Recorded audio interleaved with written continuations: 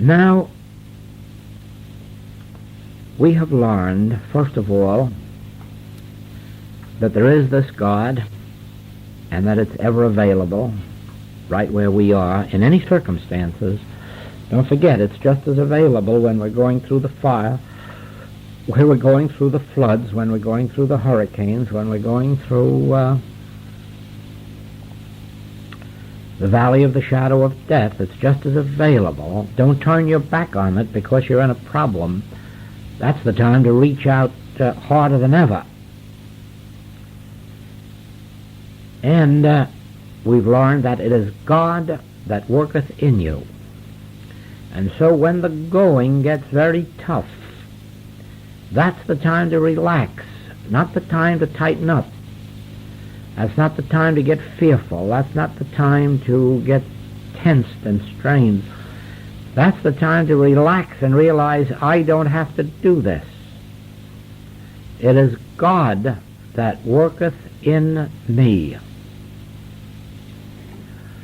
It is not the whirlwind. It's not the hurricane, the storm that reflects God. It's the still small voice. It is the gentle Christ. And so we come to that final word. From Genesis to Revelation, we have God and the presence of God and the might of God and the power of God and the strength of God.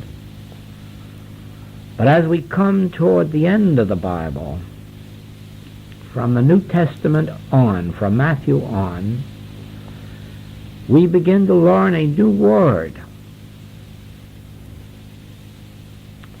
And that word is the Christ.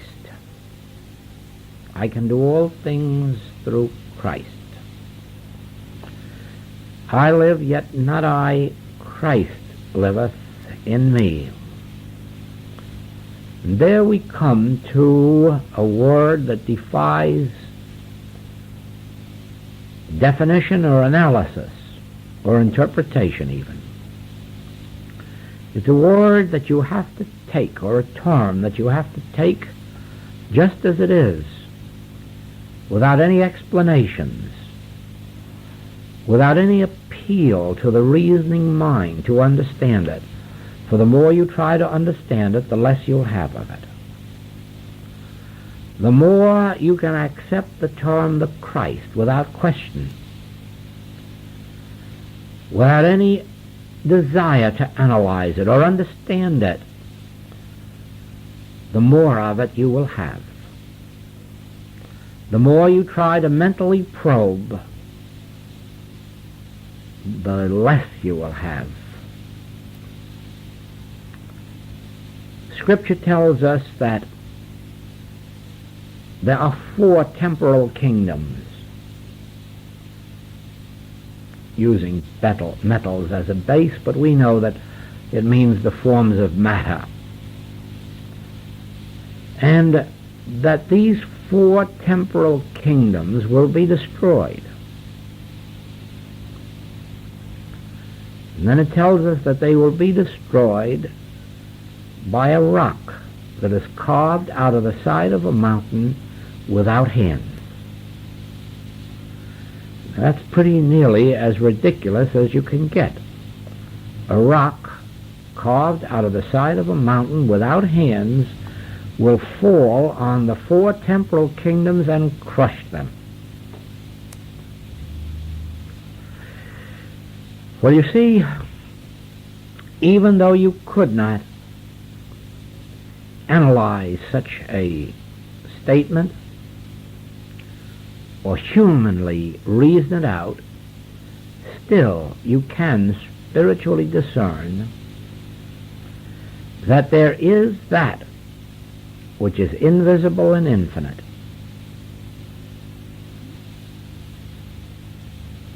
which takes from all material form its power,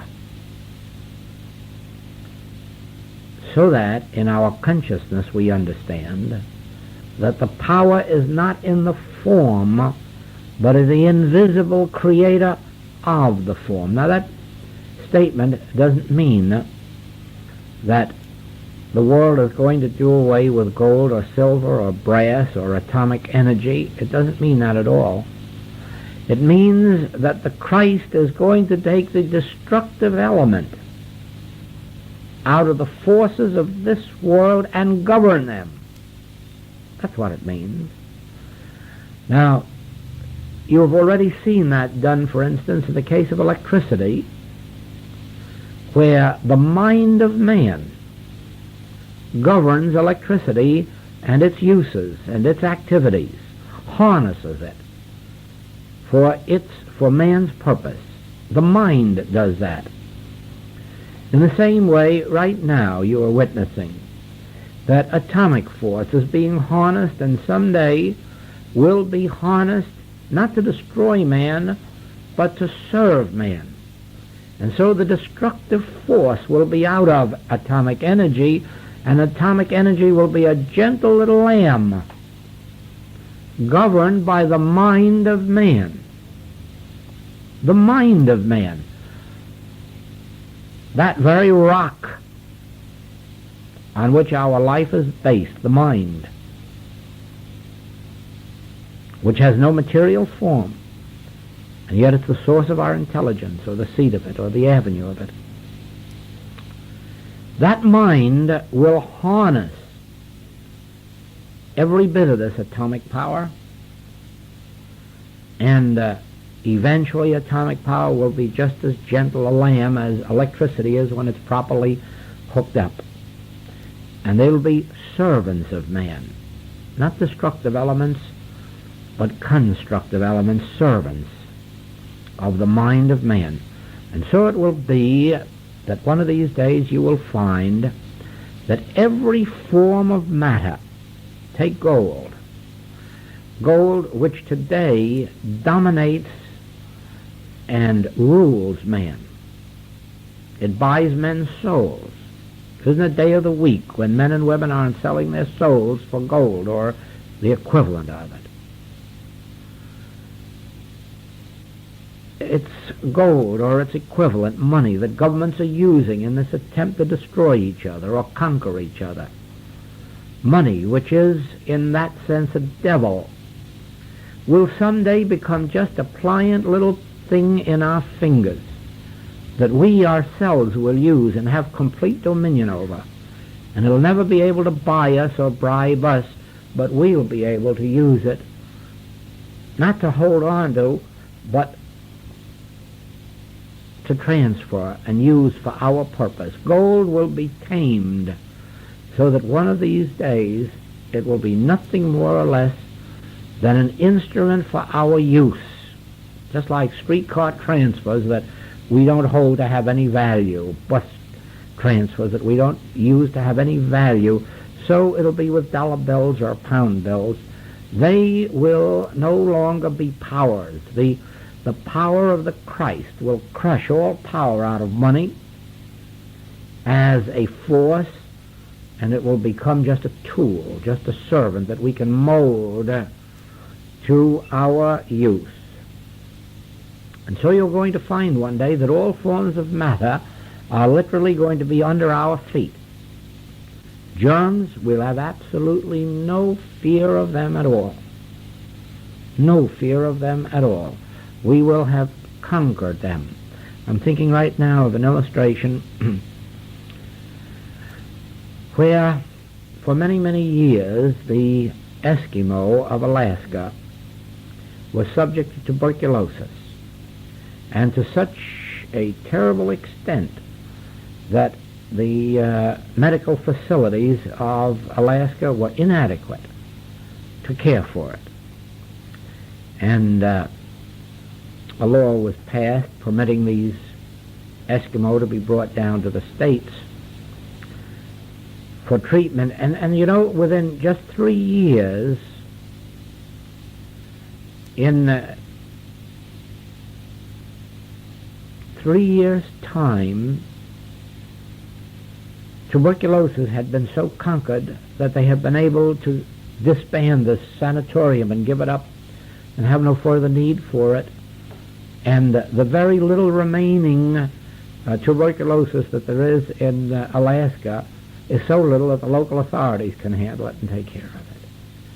Those germs have become subdued. They're no longer the master of the Eskimo. They are the servants. They no longer master them. So it's going to be with all forms of disease. The disease will not master us, neither will the calendar. The calendar is one of the worst enemies of mankind there is. Because every time you tear off a page, it's like tearing up part of your life. There goes yesterday, and fewer tomorrows. But that won't always be. That won't always be. A calendar will someday be man's friend. And he will be in such complete control over time and the passing of time, the time will have no effect on his mind or body whatsoever. And then instead of man dying out with either disease or age, when his time comes to go into a higher experience, he will make the transition the same as a child goes into the adolescent period. And the adolescent goes into the maturity period. And then we go into the middle maturity period.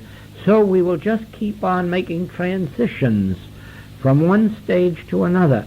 But that won't be while the calendar has power over us, or while germs have power over us, or while money has power over us, or while bullets have power over us, or bombs. It will be when we have dominion over the 4 temporal kingdoms. When we, through the Christ, through the gentle Spirit, the still small voice, will be able to say, thus far and no farther. Thou couldst have no power over me unless it came from the Father.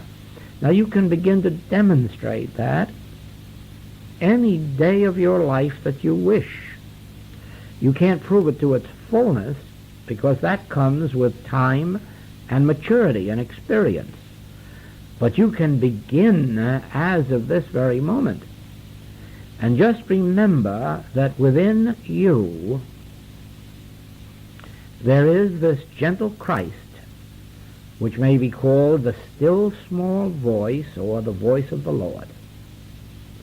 And that as you develop the capacity to hear it, to listen to it, that it becomes dominion over everything on this earth, above the earth or beneath the earth. The dominion that was given to us in the beginning when we were the image and likeness of God. Unto man was given dominion over these 4 temporal kingdoms. Everything in the earth, everything in the sky, everything in the waters beneath the earth, and everything in between, man was given God-given dominion over. And the means of that dominion was the voice of the Lord. The voice of the Lord came to Adam and Eve. The voice of the Lord came to Moses, to Abraham, to Isaac, to Jacob. The voice of the Lord gave Moses dominion over those horrible experiences in Egypt. The voice of the Lord gave Jesus dominion over food, over health, over death itself. The voice of the Lord does all of these things. There's a psalm, you can look it up in your concordance, I've forgotten which number it is, but there is a psalm that is devoted almost entirely to the voice of the Lord and what the voice of the Lord does. And you'll be surprised what the voice of the Lord does. And in it you'll find also, he uttered his voice, the earth melted. That's the 4 temporal kingdoms. He uttered his voice, the earth melted. All problems disappeared. All dominion over us was met, and we were given dominion over these things. And so you see, when people say that they haven't time for it, Don't believe it any more than when they say they can't afford this or that. It's just a matter of what you wish to use your time for or what you wish to use your money for. We can afford anything and everything that we truly wish. And we can find time for everything for that we really wish to find it for. There was a period in my life when I was preparing for this work, not knowing that I was being prepared for it, but I was being prepared for it, when I could go through 12 solid years with an average of no more than 3.5 hours sleep out of every 24. For 12 solid years, and I required no more sleep than that. And the reason was that I had to have all of those hours in use. In those 12 years, I read the 1,500 books that have become part of my consciousness. In those years, I read some of those books through 100 times from cover to cover. I really read, and all the time worked 12 hours a day as a practitioner doing the healing work, and then for part of that time even went to the university to learn Sanskrit. So you see, there is time, because there are 24 hours in every day. But how much do we wish to use it? If we wanted to use 20 hours out of 24, I can assure you that the grace of God would sustain us. Because it isn't sleep we need, it isn't bed we need, it's the grace of God we need. In the same way, we could get along on half the amount of food we consume, because the grace of God would make up for the difference. We merely eat as much as we do because it's available and because it's tasty, not because it's necessary. We can do with half if we have to, and be just as healthy, if not healthier. For the grace of God has to be called upon when there's less of material reliance. Just as those, as you already know, who have come to science and been told that they had to throw away their medicines, they got along without them. I know that the rest of the world wouldn't believe if it knew how many people there are who go 10, 15, and 20 years without a drop of medicine, without an aspirin, without a cathartic. The world would never believe such a thing, because its physical setup is such that it must have aspirin, it must have cathartics, it must have this, and it must have that, as a minimum. And just think of all of us that you know about that have gone 10 or 15 or 20 or 30 years either with none or with so little that it's almost negligible. And then you'll know that it is possible to do away with that medicine cabinet, because the grace of God supplants it.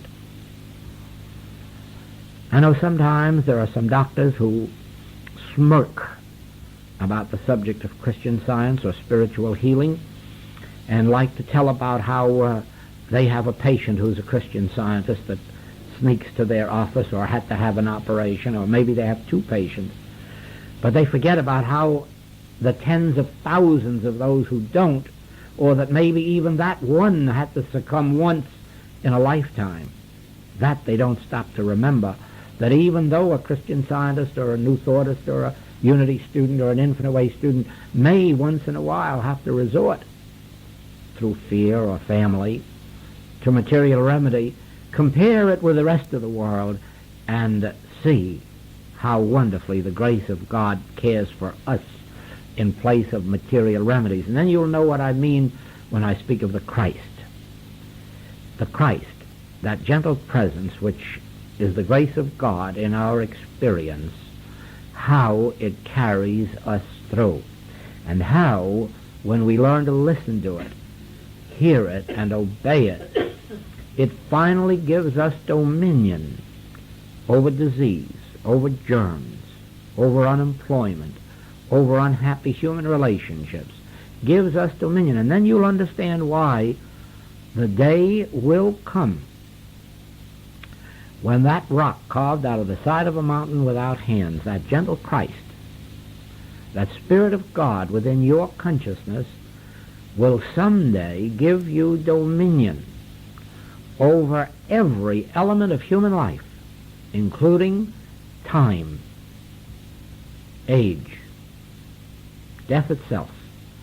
You will have dominion. And so should the time come when you want to pass out of this plane of existence, you will. But not through being pushed out with some horrible disease, but just by gently easing yourself out and into whatever experience lies before you, because there is an experience that lies ahead of all of us. It is not going to be given to anybody on the face of the earth to stay in this plane of life forever. If there was such a thing, I'm sure that some of our ancient Hebrew and Christian and Oriental mystics would have done it, because they lived their lives in full conformity to the will of God. Men like Jesus, men like John, men like Paul, men like Moses, men like Enoch, Isaiah, Lao Tzu, Buddha, Shankara. Those men lived in accord with the laws of God. And if it had been meant for anybody to stay on this globe forever, they would have remained right here in physical form, but they have all walked out of this form into whatever experience was ahead. And so will we when our appointed time comes, and it will be a way of transition, a transition into a higher plane of consciousness, one in which we will be freed of all the human ties and human responsibilities and human obligations. While we're here, we can't shirk those, but the day will come when we'll be released from them into the ability to walk our own way in the footsteps of God. And we'll do this, remember, through that thing called the Christ, or the Spirit of God in man, or the gentle presence, or the still small voice. Call it whatever you will. It is within you. It is available to you through an inner hearing. It is available to you through an inner seeing, not the hearing of the outer ear, not the seeing of the eye, but through an inner seeing and an inner hearing and an inner feeling. That presence becomes alive. Now, you may have to have 4 periods a day, and then 6, 8, 10, 12, 20 eventually. They may be 1 minute in length, and some of them may be 3, and some may be 10 minutes. Occasionally you may find one to last an entire hour, in which you will sit in stillness and in quietness. In quietness and in confidence shall be your strength. The assurance that David had, the assurance when he said, "The Lord is my shepherd, I shall not want." That's the assurance that comes in stillness, in quietness, in peace, in tranquility. You develop that. The reason is you have become separated from it by your centuries of human living. You have become separated from it through the belief that you had to earn a living by the sweat of your brow or keep a household with your physical strength. And now you're paying the penalty in a sense of separation from the still small voice that is always within you, ready, able, and willing to speak, to lead, to direct. And now you have to go back. You have to retrace your footsteps to the Father's house. And I can tell you how. Through the many, many periods a day in which you determine to take mastership of your clock and not let your clock tell you that you haven't time, but you tell the clock that you have 24 hours of time and loads of minutes in that 24 hours. Count them up, 24 times 60, and see how many you've really got there to set aside your period, even if it were 10 minutes before the rest of your household were awake, if it were 5 minutes after the menfolk left the house, if it were 5 minutes before sitting down to that lunch or that dinner, if it were 10 minutes before retiring, if it were just a few minutes waking in the middle of the night, you would soon find that you are developing a capacity to be still, to be quiet, to be listening. Nobody can tell you whether it will take you 1 week to receive the first intimation that something has happened, or whether it might not be, like in my case, it took 8 months. 8 months of more than a dozen periods set aside every day for meditation, and still it took 8 months before I had the first response. But then I had the second one a week later. And I had the third one probably 2 weeks later. And then a fourth one 1 week later. And then gradually 2 in 1 week. And then eventually 1 every day. And so on until now. Most of the time it is possible for me to sit as you see me here, get quiet for a minute, and then all of a sudden have it come. And quickly. And quickly. And give me my message, or give me my word, or give me my Bible passage.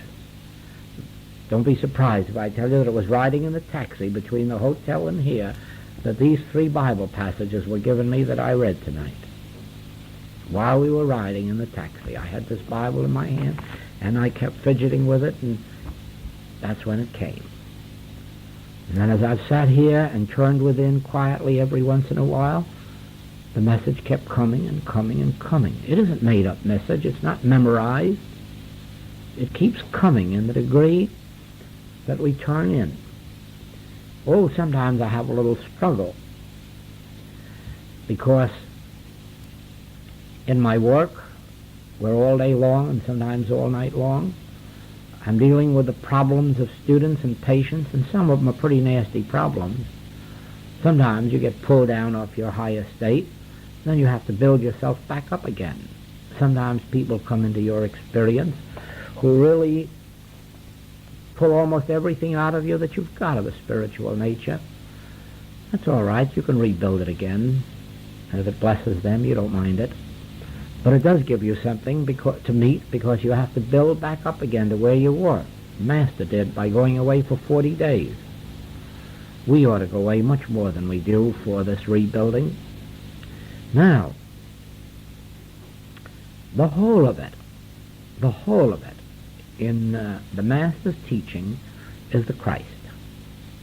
He called it the Father within, but Paul called it the Christ.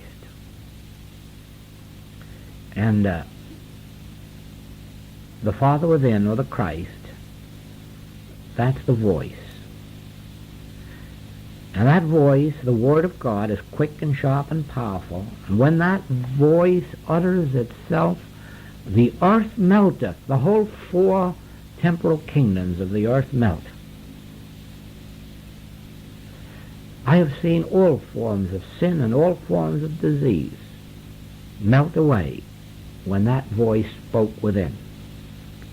I've seen all kinds of human wrongs made right when that voice spoke within. I've seen such power in our union relationships in the States, company and unions. I've seen such things as you cannot imagine. Just by that same voice that gave me these Bible passages for this lesson tonight. That same voice. It's the voice of God, and we call it the Christ. It's the gentle presence. It's the calm. It's the inner assurance or tranquility. It's the grace of God. Call it any of these names. But be sure of this, that until you have it, you are nothing. You are just aging human beings. You are just nothing. Branches cut off from the tree that withereth. You are nothing until you have a contact within yourself. When you have, you've made contact with living waters, the streams of life that renew and renew and renew, just like they renew your plants year by year, year by year. Water does it. Only this is a living water. that is within us, and it is that which gives us command over the four temporal kingdoms. It won't allow money to be our masters. It lets us be masters over money so that we can command whatever of it is necessary for our legitimate needs. It won't allow the body to master us forever. The Christ enables us to master not only our bodies, but as in the experience of Jesus and our practitioners, even to govern the harmony of the bodies of those who come to us for help. It won't allow us to be made victims of the blitz, as I brought out to you the other night. But you can walk the streets in the midst of the blitz, and it will not come nigh your dwelling place, if you're abiding in the secret place of the Most High, if you are maintaining your contact with the inner being, the Christ, the Spirit of God in you. If you ignore it, if you refuse to make your contact with it, if you don't have the stamina to stick with it until it does take over your life, you just have to do it in the next life. Someday or other, you can be assured of this, that every knee is going to bend. Every head is going to bow to God. So if you put it off in this lifetime, don't think you can put it off in the next or the next or the next. Someday, you're going to have to look a clock straight in the eye and say, you've got 24 hours of 60 minutes each, and brother, I'm going to use you. You are not going to use me. I am going to use you. And then it is that you'll find those 5 and 10 minute periods when you can seat yourself and say, speak, Lord. Thy servant heareth. My fate is not out there in the whirlwind, in the fire, in destruction. My fate is in the still small voice within me. And when he uttereth his voice in me, the earth of problems just melts away. And I'm going to learn to be still. And I'm going to learn to listen. I'm going to develop the knack. I know you might tell me in a year or two that you haven't done it yet, some of you. And all I'm going to answer is, what difference does it make? You still have another year or 2 or 3 or 5. We don't have to be in as much of a hurry as we think. It isn't the youth who have done all the great things in life, you know. It's some of those who didn't attain until they were far up above the status of youth. Jesus did his mighty works in his youth and passed out of this plane of existence when he was 33. Already had completed his work on earth. Well, in 1875, when the first edition of Science and Health was published, Mrs. Eddy was 55 years of age. And she completed her work at 90. When The Infinite Way was published, I was 55 years of age. So you see, everything isn't done by youth. Lots of things have been left for us. So there's no hurry. No hurry. If you can't learn to meditate properly this year, keep at it. Next year and the year after, you'll get it. And when you do, remember this, that you will have overcome the 4 temporal kingdoms in some degree. No longer will this world have entire mastery over you. You will have begun to have mastery over many things of this world. Little things to begin with, greater as time goes on. And always remember, we've had great composers at 80, great inventors at 80, great artists at 80. Time means nothing, years mean nothing, longevity really means nothing. There's no particular credit in living to 90 or 100. Lots of people have done their work at 30 or 40. Some of the greatest mystical poets passed on before they were 40, 35. Longevity isn't everything. The developing of our maturity is, and if we attain our maturity at 30, that's fine, but if we don't attain it till we're 60, that's good too. And if we come into the fullness of it 70 or 80, that's good too, because we have forever. Nobody is ever going to become extinct. Always remember that. There is no such thing as extinction. Passing on is not extinction. Passing on is merely going from one mode, one state of consciousness of life to another. So there's no extinction. And the degree of your spiritual development when you pass on determines where you begin on the other end. Just the same as where you were spiritually when you came into this plane determines where you are now. And if you're not further along than you ought to be, it's because in your last life you hadn't made the most of your opportunities and gone far enough spiritually. So it is. The further we go spiritually on this plane, the further we find ourselves spiritually advanced on the next. And we keep on that way until the day comes when we come into the fullness of our spiritual vision and never have to be reborn again. That is where it is said in Scripture that there is neither birth nor death. That is in that ultimate consciousness when we have attained full dominion over the 4 temporal kingdoms and all matter is our servant and has in no wise any power or jurisdiction over us. Then there is neither birth nor death. So it is. How are we coming along here? Let us shut it off for a little bit, huh? Now you will understand when you read the Infinite Way writings why they are built completely on Bible texts. The Bible has the Word of life. Now the Bible and the truths of the Bible won't do anything for you in a book. They won't do anything for you even after they're moved over into my books. These Bible texts only begin to work for you after you've moved them out of the books into your consciousness.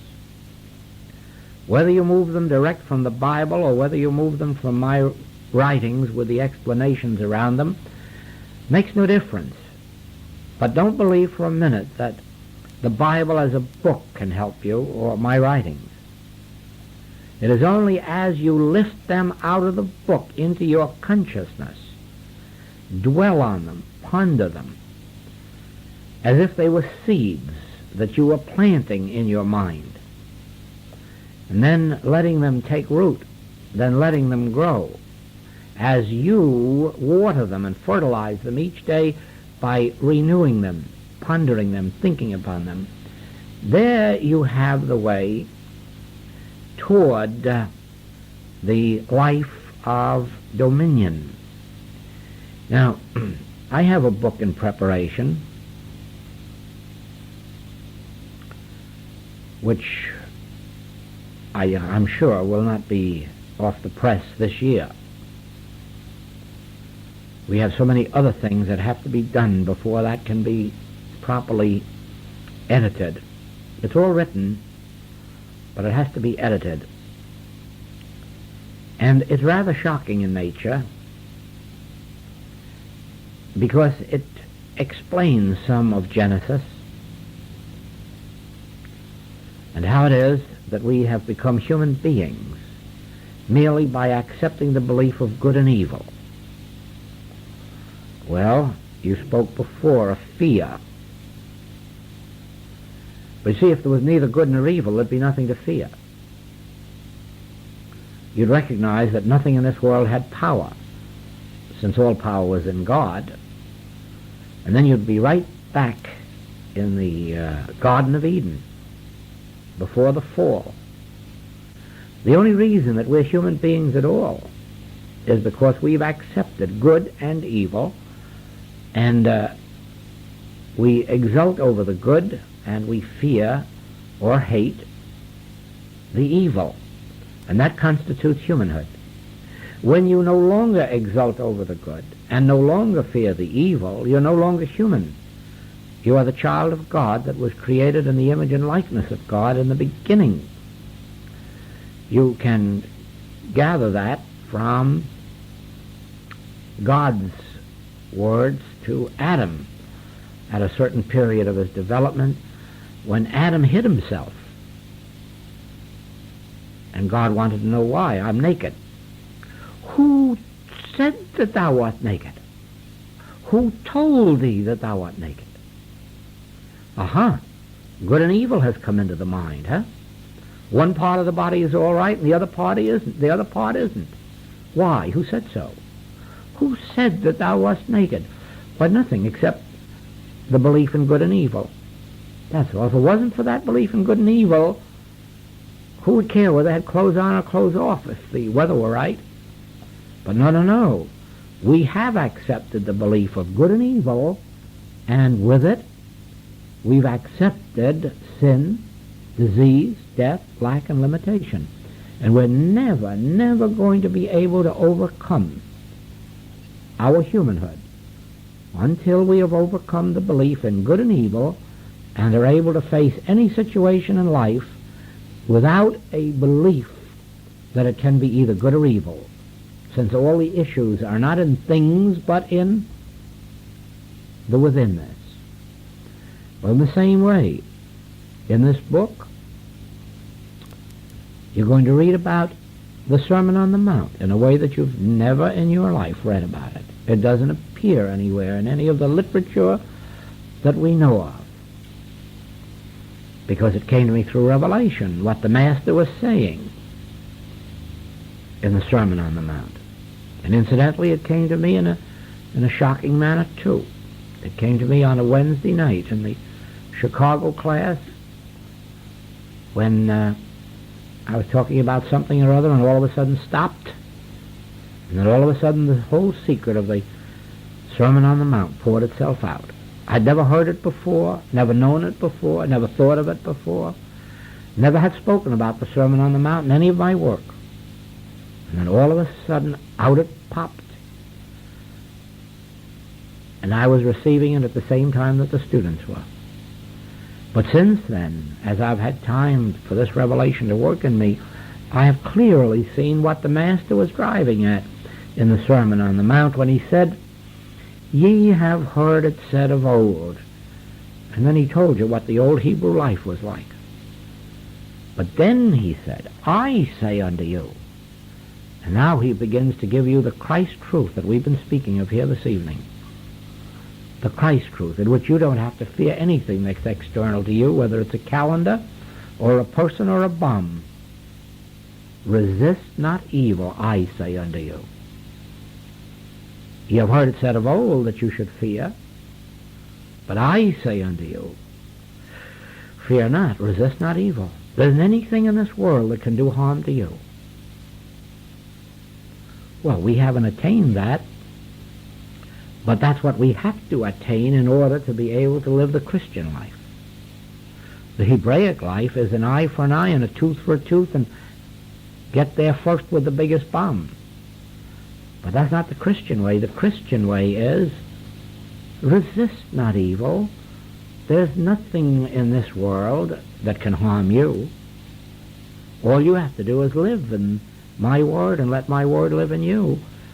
And you're completely free of any harmful effects from anything, from any person, from any condition on the face of the earth. You'll be shocked. Shocked when you learn more about that Sermon on the Mount. But so it is. It's all based on one thing. My entire life, from the very minute that I had my first spiritual realization, has been based on the term the Christ. even when I had no idea at all of what it meant or how it functioned or what the Bible said about it. That has been the little gentle term inside of me that has motivated and governed my life, the Christ. And I've known that in proportion as I did nothing, the Christ could do all things through me. And it has done wonders, as you've seen with this infinite way, and it's going around the world. It does wonders. It does. Separate and apart from it,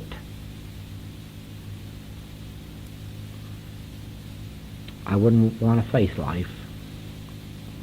I'd rather have it end very, very quickly than ever have to think of living my life separate and apart from that little thing that I keep feeling inside there, that I realize is the Word of God, the Spirit of God. I can do all things through Christ. I live, yet not I. This Christ lives my life. But the manner of attaining it is the listening ear. It is those periods of meditation which you have got to take. It's the command of the clock that you've got to have. Then when you have command of the clock one of these days, you'll have dominion over the calendar. You'll not have to fear the passage of time. And I think that is where we will leave ourselves tonight. Steal silently and gently away